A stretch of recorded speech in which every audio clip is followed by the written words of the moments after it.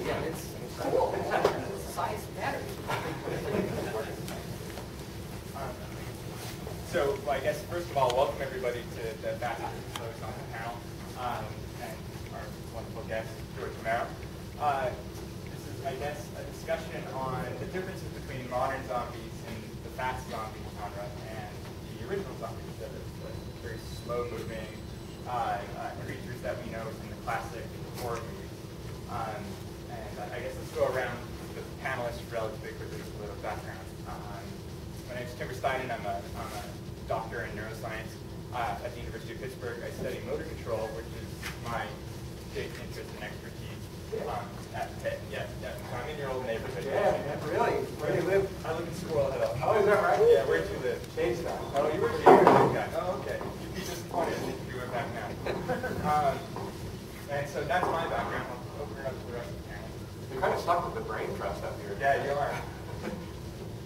Okay, so I'm Brad Wojtek, and I have a doctorate as well in neuroscience, and I'm at University of California, Berkeley, soon to be UCSF as well.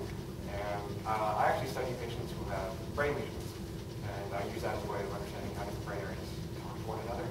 And I also do a lot of work with people who have electrodes implanted in their head, so I do some brain-computer interfacing type stuff as well. And so that's sort of my background.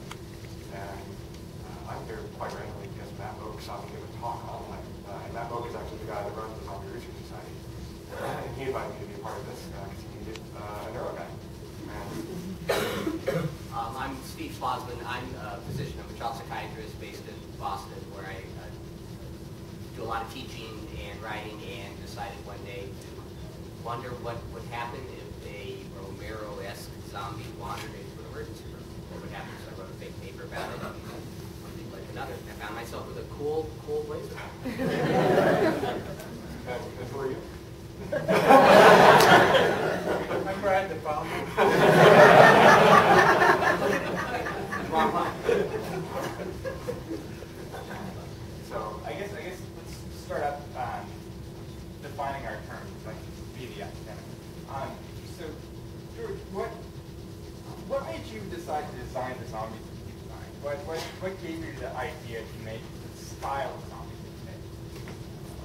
Well, first of all, I didn't think they were zombies. I didn't call them zombies.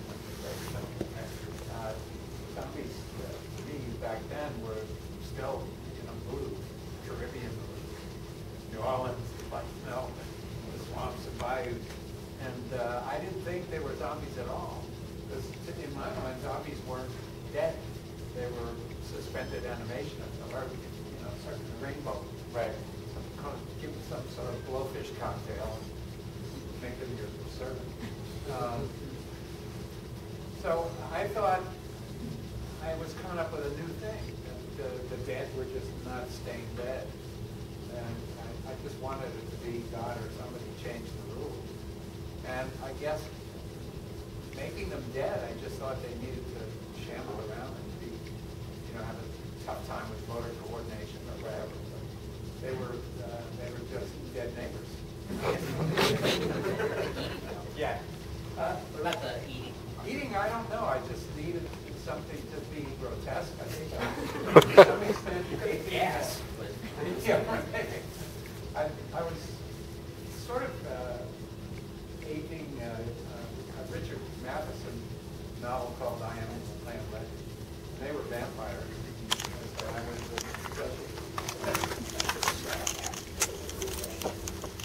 There's taking a long to it. You see now you have 3 doctors up here talking about academicizing these kinds of things, right? What is that like for you, seeing all of these people take the original idea and then start breaking it up and intellectualizing it? What is that? I don't know, it's pretty unusual. Well, we did another conference, actually, it was at the Writers Guild, right? And there was a mathematician. So I keep getting on these panel groups with academics, and I don't know, I just been playing with electric trains over here. My zombies aren't even the most important characters, I don't think, in my films. My films are about the human characters that are in them. The zombies are sort of mysterious, an annoyance. It's a phenomenon that is earth-changing that's happening.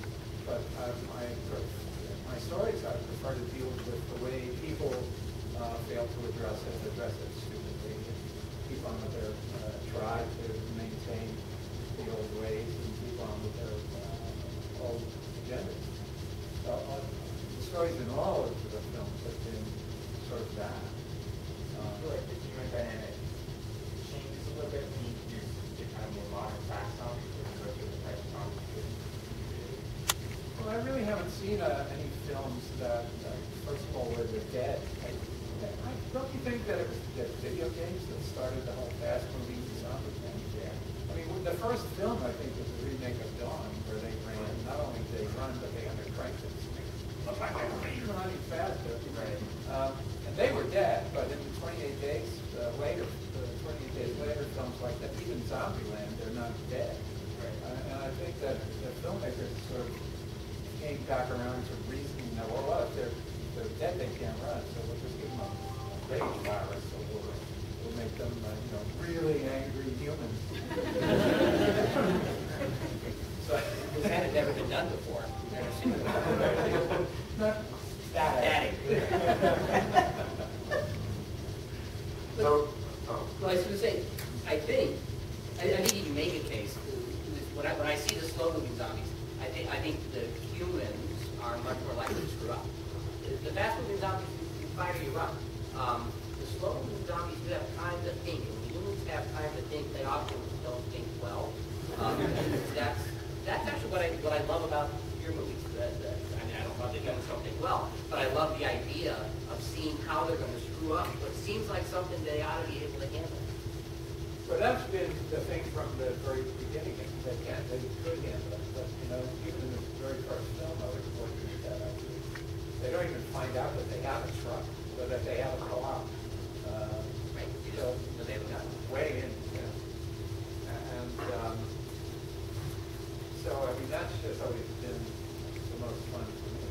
And the idea that the monsters are us. That's sort of fun to learn. But there's a couple topics talking about, but there's a couple topics that came out during the infection panel, which is different kinds of movies that have similar themes. So you have alien invasion types of movies, where you have the end message is people unifying against the other, right, and coordinating our efforts to survive.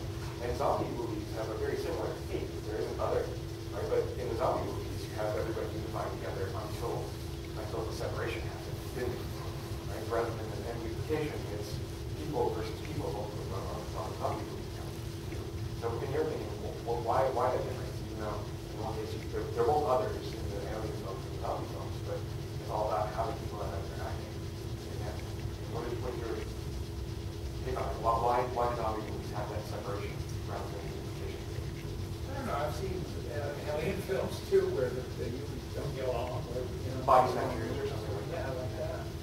And so I don't think it's exclusive that way. I mean, I don't think you can make that a hard movie. But I don't know. My humans are always sort of at odds with themselves, or not quite knowing what to do. The hero is not recognized as a hero, or is not. Yeah. I just enjoy things like that. That's what my films are about anyway. But when you have something, we have like 28 days to play. So they remade a film of mine called Crazy. I think basically became a zombie movie. Whereas when we made the original Crazy, I thought it was much more sort of political, angry, anti-war.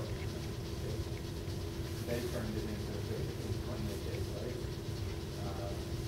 One of our points was that you couldn't tell us that we affected people, but even the guys at the Pentagon, you couldn't tell it was nuts. The other man, pustules and glowing red eyes,